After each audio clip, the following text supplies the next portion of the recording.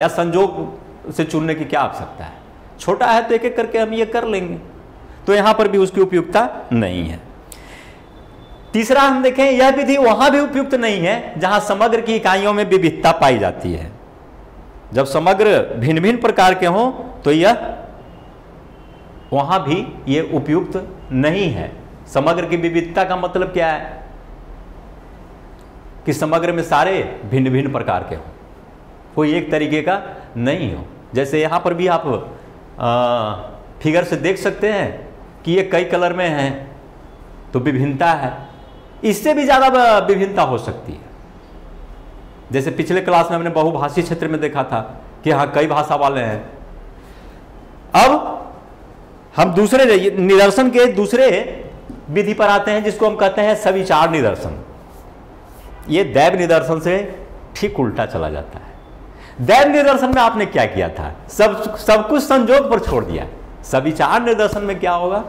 सब कुछ विचार करके होगा, यानी अनुसंधानकर्ता सोच विचार करके यह निर्णय लेता है कि कौन से प्रतिदर्श को चुना जाए या कौन से प्रतिदर्श को छोड़ दिया जाए। यह जो है जिन्हें अनुसंधान के सबसे योग्य समझता है उसको चुन लेता है, और इस आधार पर हम यही कह सकते हैं कि यह अनुसंधान कर इस प्रतिदर्श विधि का जो है परिणाम अनुसंधानकर्ता की कुशलता पर निर्भर करता है।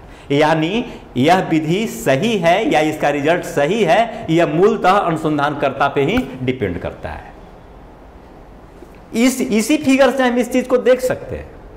सोच विचार कर जो है यहां पर चुना जा रहा है। हाँ, हम इसको चुनेंगे, हम इसको चुनेंगे, इसको चुनेंगे, इसको चुनेंगे। अब इसमें जो है जब सोच विचार कर चुना जाता है तो इसमें हम ध्यान दें कि इसका गुण क्या होगा।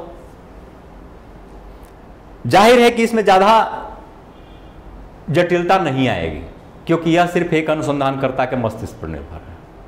इसमें विधियों के ताम झाम से हम दूर हो जाते हैं। हर अनुसंधानकर्ता की अपनी जो है कुशलता की सीमा होती है, और वो अपने सीमा के अनुसार जो कुछ भी सोचते हैं उनके अनुसार वो सिलेक्शन करते जाएंगे। इसमें किसी से कोई प्रतिस्पर्धा की बात या गलतफहमी की बात नहीं होती है, क्योंकि यह वन मैन डिपेंडेंट रिजल्ट होता है। दूसरा, यह विधि उन क्षेत्रों में बहुत उपयोगी सिद्ध होती है जहां कुछ इकाइयां इतना महत्वपूर्ण है कि उन्हें न्यायादर्श में शामिल करना अनिवार्य है। पिछला में आपने क्या देखा कि वहां पर उपयुक्त नहीं है जहां पर ऐसा हो जाए कि अति महत्वपूर्ण इकाई छूट न जाए, जैसे प्रधानमंत्री छूट गए थे उदाहरण में।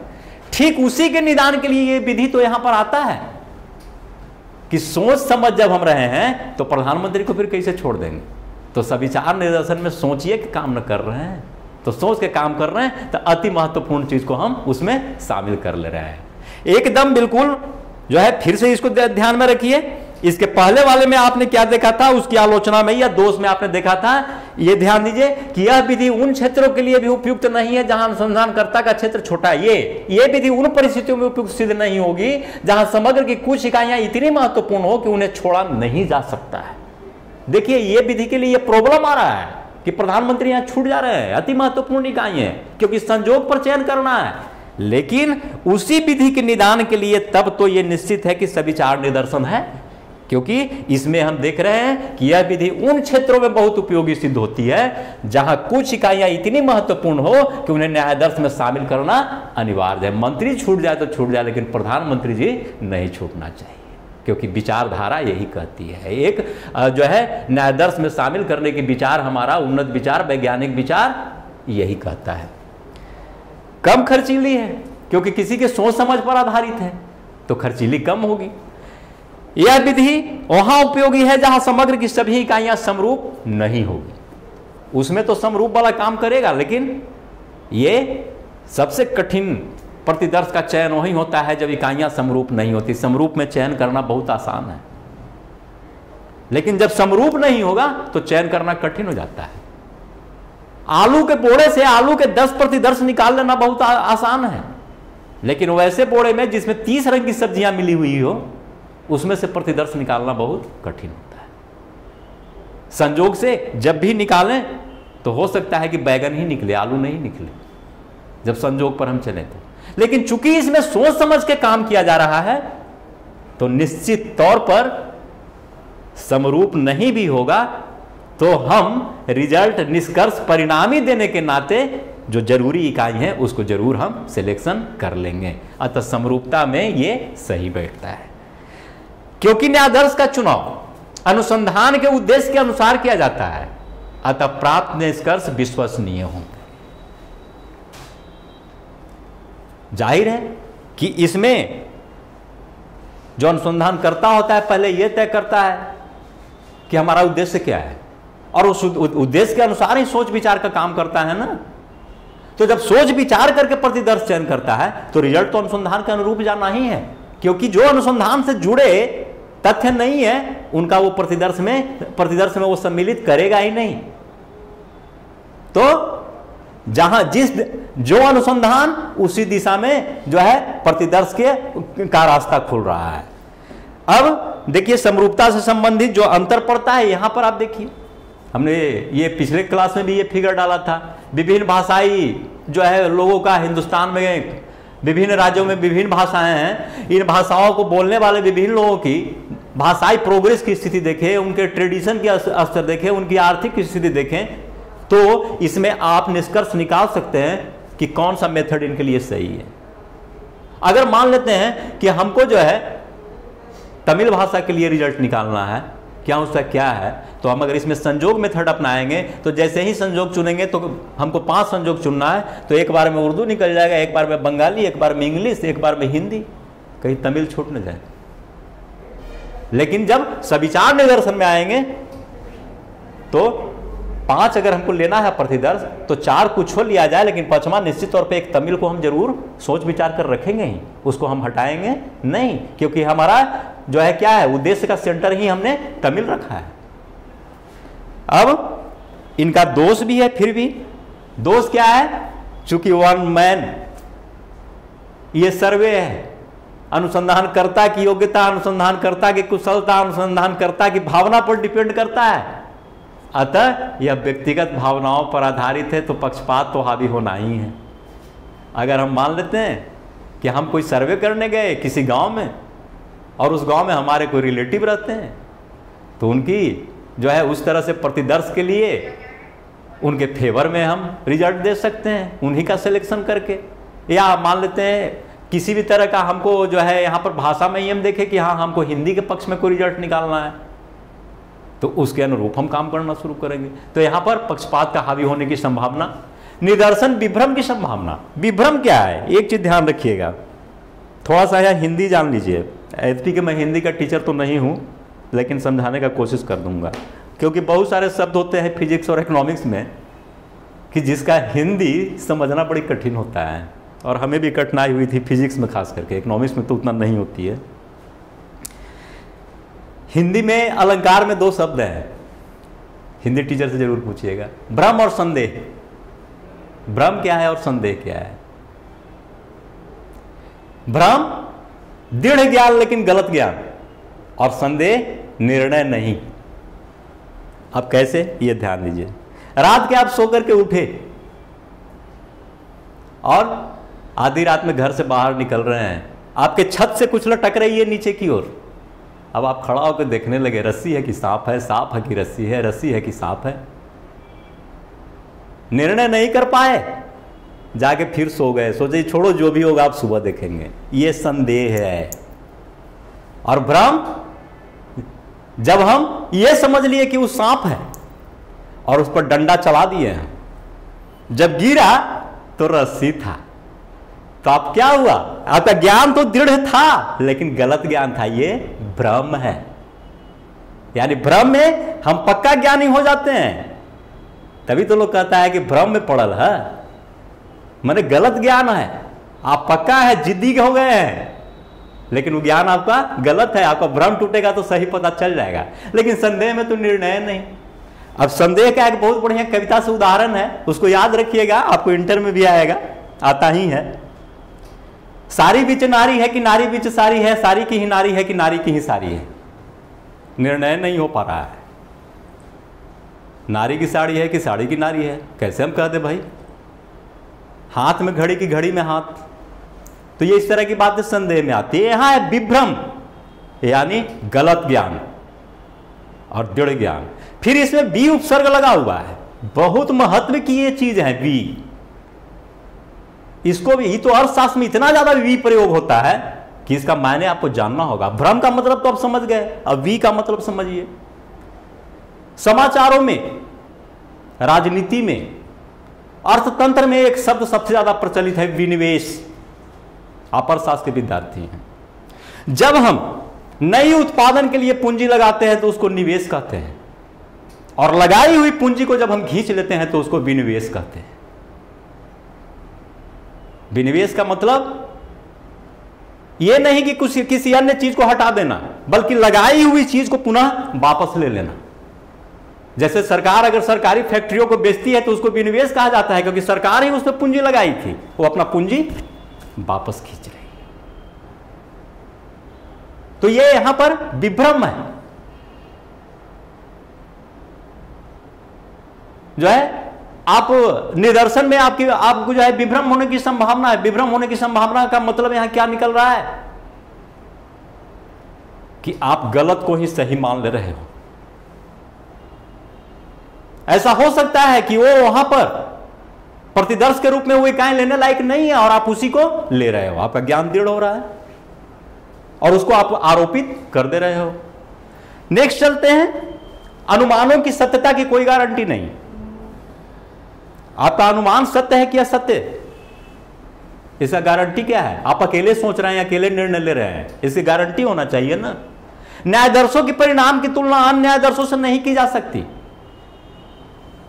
One man army one result, अनुसंधानकर्ता उसी के सोच के अनुसार परिणाम, तो फिर तुलना किससे करें? वहां पर तो था कि एक न्यायाधीश एक ग्रुप का न्यायाधीश लिया, उससे जो रिजल्ट निकला उसको तुलना करने के लिए एक दूसरा ग्रुप का न्यायाधीश ले लिया। अगर ग्रुप ए के 10 का न्यायाधीश लिया, अगर ग्रुप बी के 10 का लेंगे, दोनों को तुलना करेंगे। लेकिन इसमें क्या है, एक ही है, तो फिर तुलना कैसे होगा? और तुलना नहीं होगा तो हम परिणाम को सही या गलत ठहरा कैसे सकते हैं? तो ये यहां पर संशय की भी स्थिति बनी रह जाती है कि ये सही है कि गलत है। अब हम इस आधार पर देखें तो दैव निदर्शन और सविचार निदर्शन में अंतर क्या उभरता है।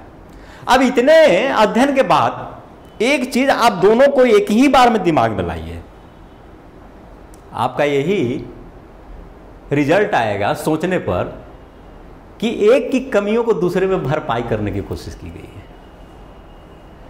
यादृच या दैव निदर्शन में जो चीज की कमी रह गई थी उसको इसमें पूरा करने का, वहां पर जो चीज छूट जाता था, महत्वपूर्ण चीज छूटने का संशय था, तो यहां पर महत्वपूर्ण चीज ऐड हो जाता है। लेकिन यहां पर आप तुलना नहीं कर सकते, वहां पर तुलना कर सकते थे। कहने का मतलब कि एक दूसरे का कंप्लीमेंट्री टाइप बन रहा है, उसमें जो कमी रह जाए उसको हम इससे पूरा करें, इसमें जो कमी रहे उसमें। तो हम इस आधार पर देखें कि दोनों में अंतर क्या है। तो पहला अंतर देखें, इसमें न्यायाधीश सोच विचार कर लिया जाता है, सविचार में विचार है, ये है। अब अच्छा विचार, विचार के साथ सविचार, तो निर्णय सोच विचार करे, यानी निर्णय में विचार साथ साथ चल रहा है। इसमें सब संजोग पर होई है सोई जो राम रचि राखा, जो संजोग हाथ में लग गया। दूसरा, यह न्यायाधीश की एक वैज्ञानिक विधि नहीं है, यह न्यायाधीश की यह एक वैज्ञानिक विधि है। अब ये वैज्ञानिक विधि कैसे नहीं है? क्योंकि एक ही आदमी पर डिपेंड है, इसमें तर्क की कहीं कोई गुंजाइश नहीं है। लेकिन ये संजोग पर आधारित वैज्ञानिक विधि है, क्योंकि इसमें तुलना भी होती है, तर्क यहां पर गुंजाइश है। वैज्ञानिकता का मतलब क्या होना चाहिए? कर्मिकता से। कर्मिकता का मतलब कारण और परिणाम, इसमें तुलना बहुत बड़ी चीज है, तो यहां पर इसका हम तुलना कर सकते हैं। इसमें व्यक्तिगत पक्षपात की संभावना रहती है, इसमें व्यक्तिगत पक्षपात की कोई संभावना नहीं रहती। अब आपको जो है हमने कहा था कि इस तरह से आप इसका 2 पार्ट को देख लिए, 2 पार्ट शेष अगले क्लास में हम इसको ये करेंगे। लेकिन फिर हम एक बार शुरू में आ जाना चाह रहे हैं और देखें कि इसके अलावे आप इसमें इसको और किस तरह से विभाजित किया गया है, उस पर हम थोड़ी चर्चा कर लें। यहां आपने देखा कि इसमें दैव निदर्शन में सिर्फ लॉटरी विधि और दैव संख्याओं की सारणी विधि द्वारा दिया गया है, लेकिन इसमें आपने कितने मेथड को देखा, यह ध्यान दीजिए। दैव निदर्शन के अंदर आपने इसमें लॉटरी विधि भी आपका था, दैव संख्याओं की सारणी भी था, एक विधि ढोल घुमा करके था ना। तो ये इसमें जो है टोटल आपकी जो थी वो 4 विधियां थी और एक व्यवस्थित क्रम के आधार पर ये आपका था। यानी आपकी जो है दैव निदर्शन के अंदर 4 चीजें आ रही है, लॉटरी विधि, दैव संख्या यानी टिपेट संख्या के आधार पर, एक टिपेट विधि थी टिपेट संख्या के आधार पर, उसके अलावा व्यवस्थित क्रम के आधार पर और ढोल घुमाकर। अब देखिए वही व्यवस्थित निदर्शन यहां दे दिया है इसमें अन्य विधियों में, इस तरीके से भी इसको विभाजित किया जाता है। लेकिन हमने जो मेथड लिया है विभाजन का वो क्या किया है कि ये व्यवस्थित निदर्शन जो है इसको दैव निदर्शन के तहत ही रखा है, जिसको अगले दिन हम बताएंगे कि व्यवस्थित निदर्शन दैव निदर्शन के अंदर क्यों है। और इसके अलावा एक मेथड और कौन रह जाता है, फिर आपसे याद ले आइए, लॉटरी विधि, दैव संख्या, व्यवस्थित और ढोल घुमाकर। ये बहुत सारी किताबों में नहीं दिया है, लेकिन पता है कंपटीशन के लिए सबसे लोकप्रिय है, क्योंकि ये शब्द ढोल घुमाकर है ना, ये लोकल टाइप भाषा हो जाती है और सोचता है कि इतना तो जरूर स्टूडेंट जानता होगा, पूछ देता है कि ढोल घुमाकर जो है प्रतिदर्श निकालना किस विधि के अंदर आता है, तो वो दैव निदर्शन विधि या यादृच्छिक विधि इसमें आता है। और उसके अलावा सविचार निदर्शन और मिश्रित और स्तरीय ये दोनों में है, जो जिस तरीके से हम इसको पढ़ा रहे हैं उसी तरह से इसमें अन्य विधियों में व्यवस्थित निदर्शन और अभ्यांश निदर्शन और इसके अलावा एक आध विधि और आ जाती है। अब हम चले गृह कार्य पर आते हैं। इसके बाद कुछ क्वेश्चन हमने दिए हैं, उसको आप ध्यान से बनाइएगा। सारे क्वेश्चन का आंसर नोट्स में अवेलेबल है, हम ऑब्जेक्टिव को थोड़ा समझा देते हैं आपको। इसमें देखिए टिपेट विधि का प्रयोग होता है, हम आंसर में डायरेक्ट नहीं जाएं, पहले जो इसका आंसर नहीं है उसी को छांट लें, यह समझने का ज्यादा अच्छा तरीका है। विचार तो इसमें किया नहीं जाता है टिपेट में, इसका विचार से तो कोई मतलब है नहीं, क्योंकि इसमें 10 संख्याएं चुन ली जाती है या जितनी भी आपको जरूरत है उतनी संख्याएं चुन ली जाती है। 1000 और अंकों के आधार पर 5000 में चुनना है, 6000 में चुनना है। स्तरीय इसकी तो हमने अभी पढ़ाई ही नहीं की है, तो ये सवाल मैं कैसे कर सकता हूँ, यानी ये बेकार से आपको दिग्भ्रमित करने के लिए दिया हुआ है। निश्चित तौर पे दैव निदर्शन में था टिपेट विधि, जिसको दैव संख्या विधि भी कहते हैं। ध्यान रखिएगा, टिपेट विधि को ही दैव संख्या विधि भी कहते हैं। बहुत कम चर्चा है इसके बारे में दैव संख्या विधि का। वो कहाँ आया, जो चार्ट से हमने विभाजन करके दिखाया था कि ये भेद है, उसमें था दैव संख्या विधि, वही है टिपेट विधि। क्योंकि और टिपेट ने कितनी संख्या बनाया था, कितने अंकों से, तो 41,600 अंकों से कितनी संख्या बनाया था, 10,400, है ना, कितने अंकों की, 4 अंकों की, और सब अव्यवस्थित क्रम में। दूसरा है यादृच्छिक प्रतिदर्श का नाम, यादृच्छिक, इसको अंग्रेजी में दिमाग में रखिएगा, रैंडम, अनियमित, ज्यादा अच्छा रहेगा।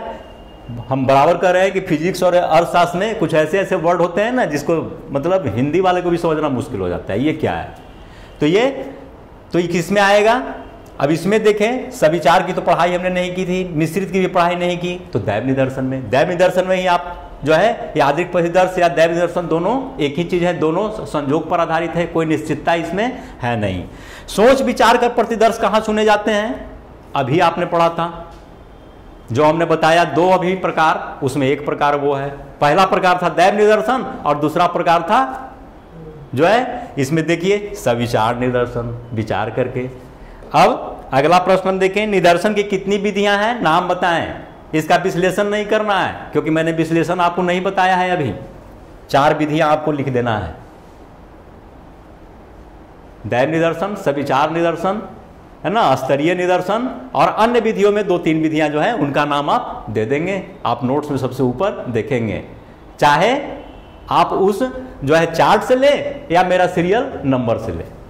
दैव निदर्शन क्या है, परिभाषा इसकी लिख दीजिए कि जिसमें संयोग का प्रयोग होता है, बिना कुछ सोचे समझे संयोग के आधार पर प्रतिदर्श का चयन किया जाता है। इसमें आप टिपेट मेथड, ढोल घुमाकर किसी भी विधि से आप प्रतिदर्श का चयन कर सकते हैं, बस इतना ही लिखना है, इससे ज्यादा नहीं।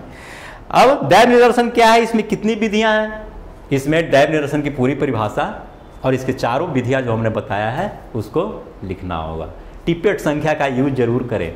आप मान के चलें कि ये क्वेश्चन का आधा नंबर टिपेट संख्या पर डिपेंड करेगा। सबसे महत्वपूर्ण वही है इसमें। सविचार निदर्शन को उसके गुण दोष सहित सबसे लास्ट में था सविचार निदर्शन, जिसमें सोच विचार करके प्रतिदर्श का चयन किया जाता है। किस लिए? कि अति महत्वपूर्ण मद छूट न जाए, प्रधानमंत्री जी छूट नहीं जाए। धन्यवाद। आज हमारी क्लास यहीं तक, शेष अगले क्लास।